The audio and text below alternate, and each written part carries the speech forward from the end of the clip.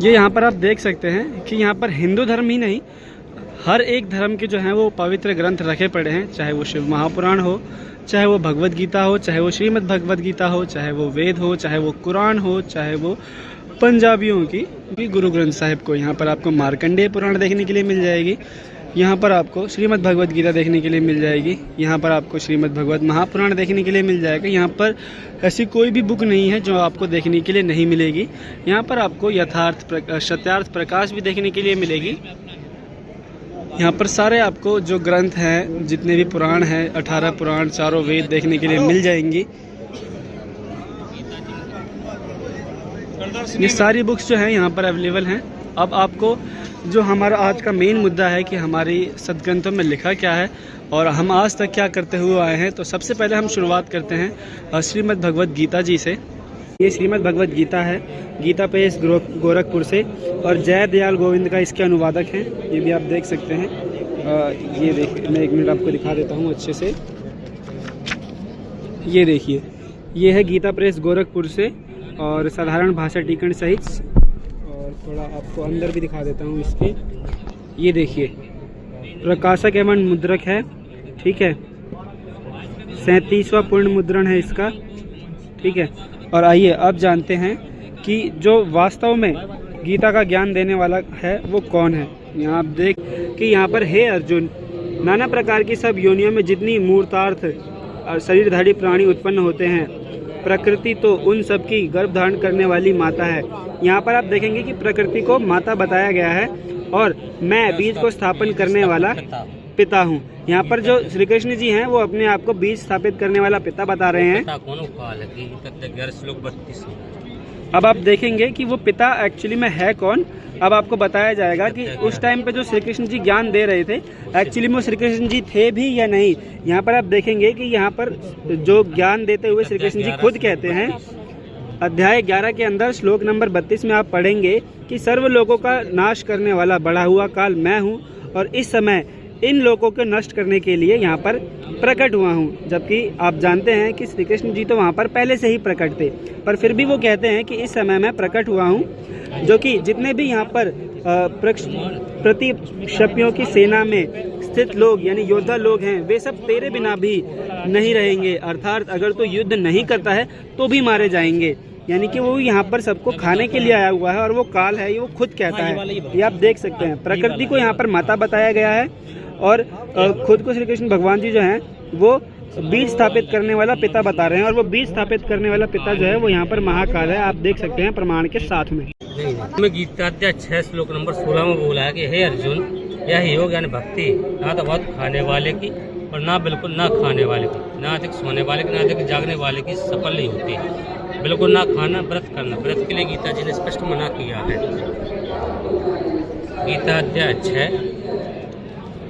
गीताध्याय 6 श्लोक नंबर 16 जी 16। इसके लिए कौन सी भक्ति करनी आई जानते हैं? गीताध्याय 16 श्लोक नंबर 23 में। उसके लिए तू शास्त्रों के प्रमाण रखना। गीताध्याय 16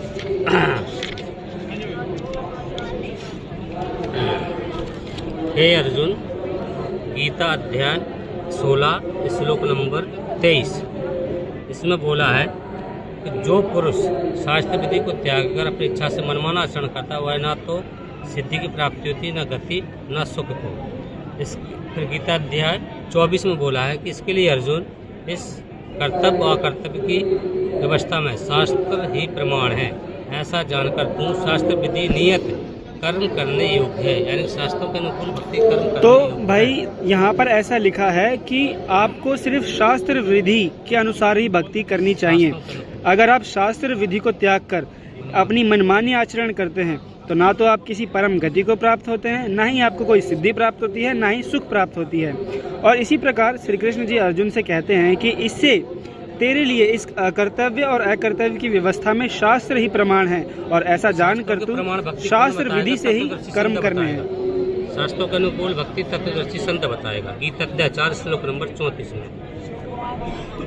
यहाँ पर अब हम गीता अध्याय का 4 श्लोक नंबर 34 देखने जा रहे हैं, जहाँ पर गीता का ज्ञानदाता स्वयं कह रहा है कि आपको तत्वदर्शी शरण की जन्म में जाना चाहिए। तत्वदर्शी संत देगा। गीता अध्याय 4 श्लोक नंबर 34।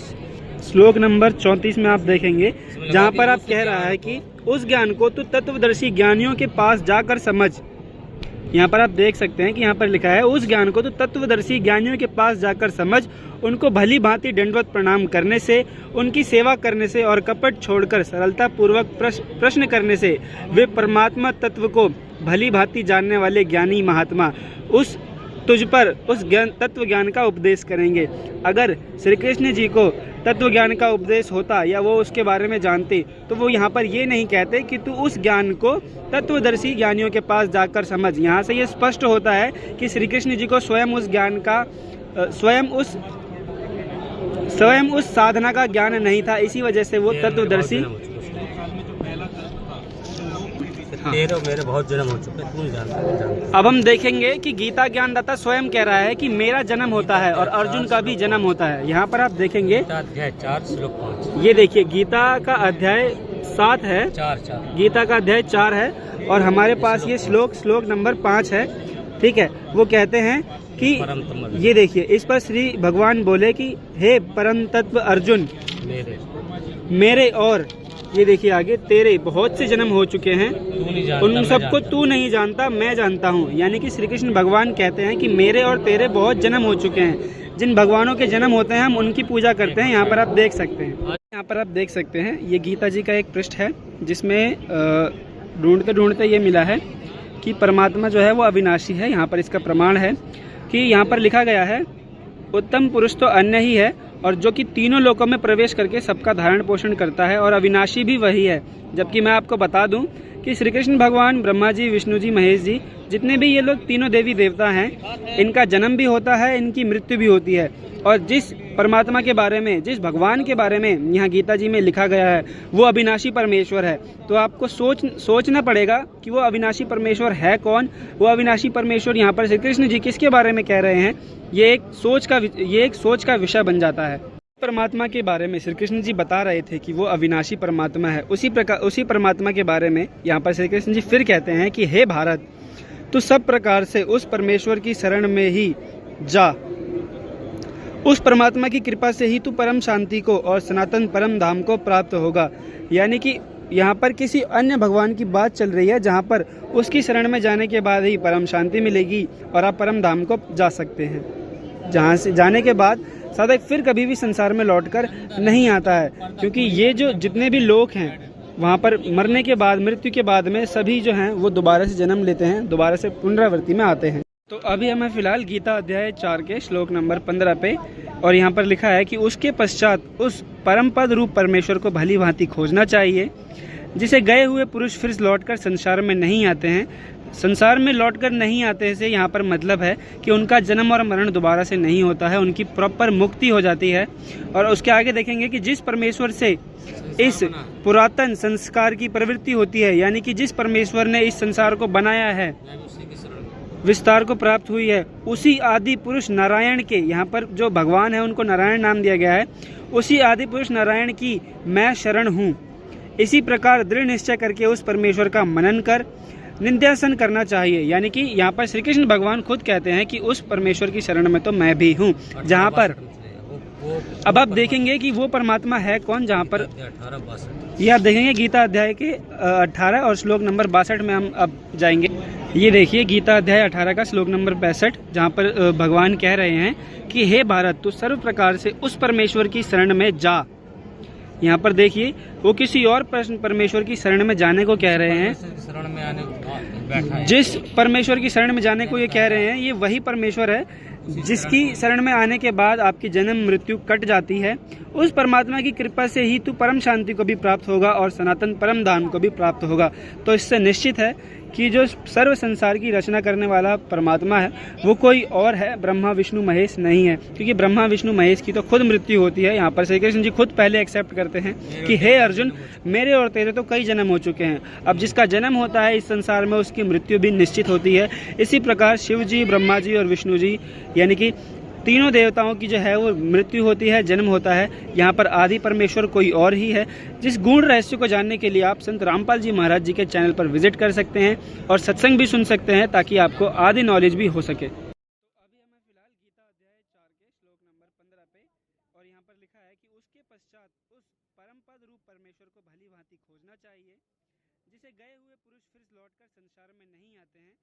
संसार में लौटकर नहीं आते से यहाँ पर मतलब है कि उनका जन्म और मरण दोबारा से नहीं होता है, उनकी प्रॉपर मुक्ति हो जाती है।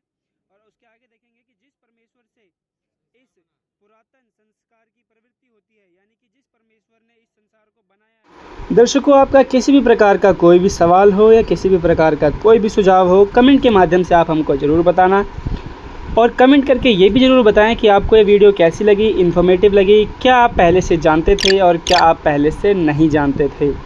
अगर आप गीता जी के गूढ़ रहस्यों को और अच्छे से जानना चाहते हैं, व वेदों के इस गूढ़ रहस्यों को और अच्छे से जानना चाहते हैं, तो ज़रूर संत रामपाल जी महाराज जी के सत्संगों को सुनिए, क्योंकि जैसे मैं आपको बताने की कोशिश कर रहा हूँ, उससे भी अच्छी तरीके से Sant Rampal ji Maharaj line by line, word to word पढ़ के इस गूढ़ रहस्य को समझाते हैं। वो कहते हैं ना दर्शकों कि गुरु बिन वेद पढ़े जो ज्ञानी, समझे न सार रहे अज्ञानी। आप ये सब पढ़ तो ज़रूर लोगे, ये आप सब कुछ पढ़ तो ज़रूर लोगे, लेकिन समझ नहीं पाओगे। समझने के लिए आपको गुरु की आवश्यकता होती है। उसी प्रकार दर्शकों, आपको इन सभी गूढ़ रहस्यों को समझने के लिए एक गुरु बनाना